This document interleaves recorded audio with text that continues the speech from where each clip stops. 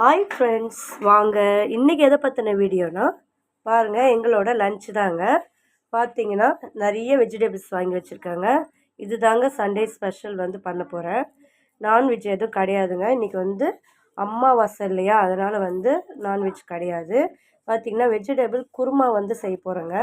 அதனால் ஃபுல்லாக இந்த காலிஃப்ளவர் ஃபுல்லாகவே போட்டு நான் குருமா செய்ய போகிறேன். வேறு லெவலில் இருக்குங்க. பார்த்திங்கன்னா காலிஃப்ளவர் மட்டும் தனியாக சுடு தண்ணியில் வாஷ் பண்ணி எடுத்துருங்க. அப்போ தாங்க அந்த குட்டி குட்டி பூச்சி இருக்கும், அது எல்லாமே செத்து போயிடுங்க. அதனால் அதுமாரி பண்ணணுங்க. கண்டிப்பாக சூப்பராக வந்திருக்குங்க. குழம்பு வேறு லெவலில் இருக்குங்க.